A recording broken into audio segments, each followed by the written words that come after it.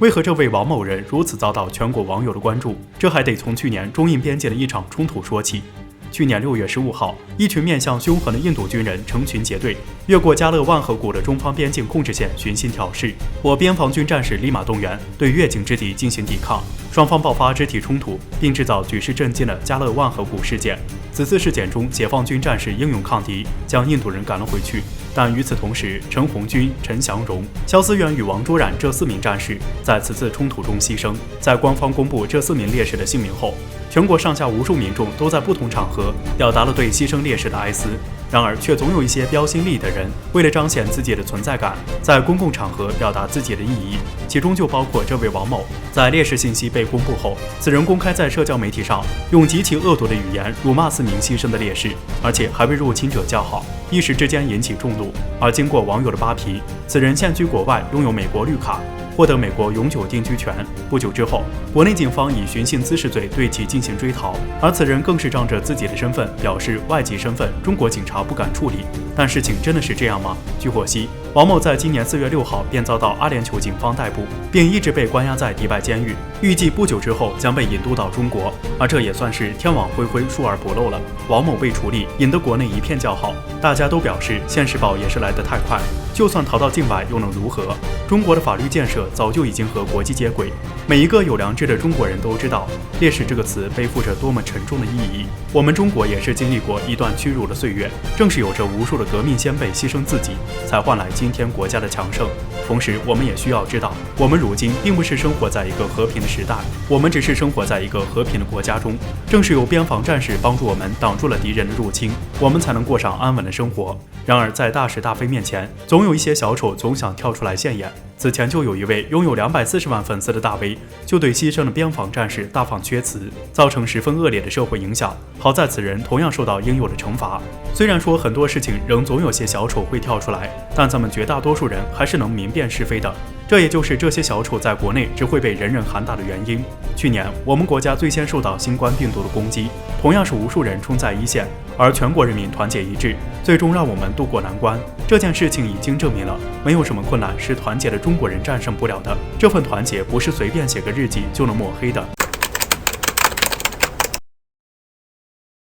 据媒体报道，最近因为中美之间岌岌可危的关系，美国蠢蠢欲动的小手，以至于不少人开始讨论中美一旦发生海战会有怎样的结局。其中俄罗斯军事专家康斯坦丁·希夫科夫就表示，中美对抗，美国才是优胜方，因为中国解放军的优势将会被克制，美国那3亿元美金起作用了，翘起来俄罗斯专家倒向美国，那么中俄联盟会受此次影响而被破坏吗？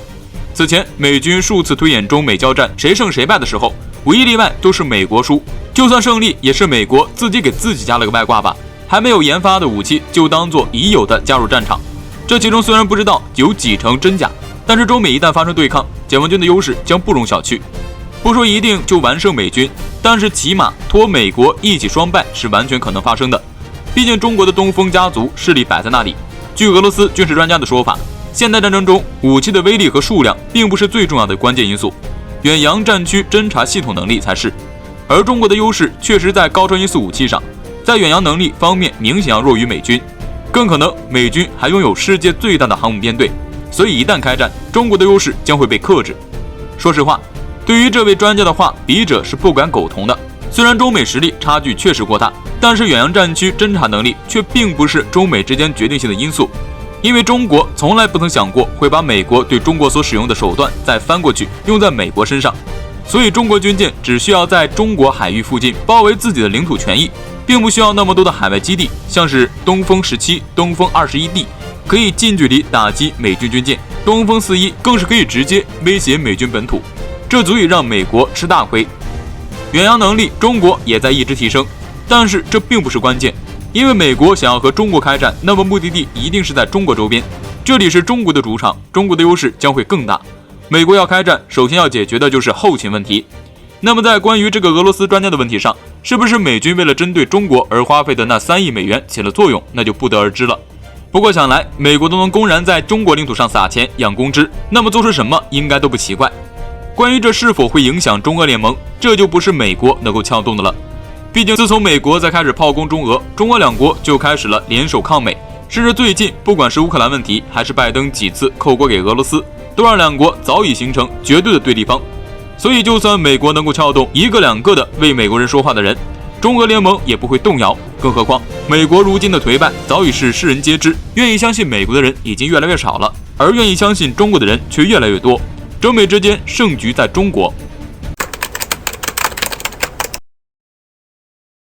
一直以来，美国都竭力阻挠俄德合作的北溪2号天然气管道项目。该项目会给俄罗斯带来巨大的经济效益，同时也将加强俄罗斯和欧洲的经济联系。这就是美国千方百计阻止的原因。然而，最近美国似乎要松手了，而且选在中俄重大合作之前。这对中国而言又是什么重大信号？据美国 Axios 新闻网援引2名知情人士消息称，以美国利益为由，拜登政府正计划免除对北溪2号运营公司的制裁。不过，知情人士表示，拜登政府不希望因为北溪2号破坏和德国等盟国的关系，所以做出豁免制裁的决定。值得一提的是，这个消息放出的时间相当巧合，因为在19号，中俄核能合作项目田湾核电站和徐大堡核电站正式开工，两国领导人亲自视频连线，共同见证，足以彰显对这个项目的重视。中俄刚刚合作建核电厂，美国突然放出这个消息，就是为了恶心我们，削弱中俄合作的影响力。另有观点认为，其实这个项目已经接近完工，建设进度超过95%。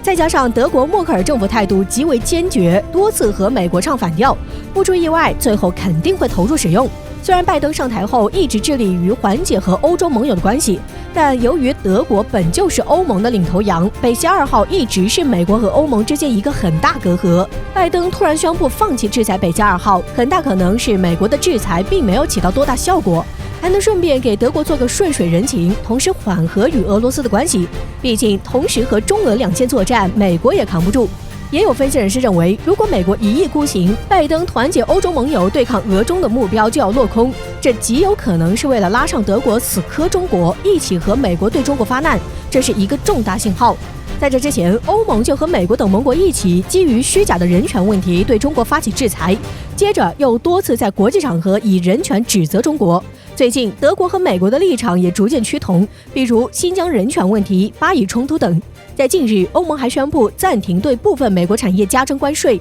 欧盟和美国联合声明，甚至还支持贸易扭曲政策的中国承担责任。前不久还多次传出中欧投资协定也是摇摇欲坠，这些都并非空穴来风。美国和欧盟再次绑上同一辆战车，而德国接下来的行动要值得警惕。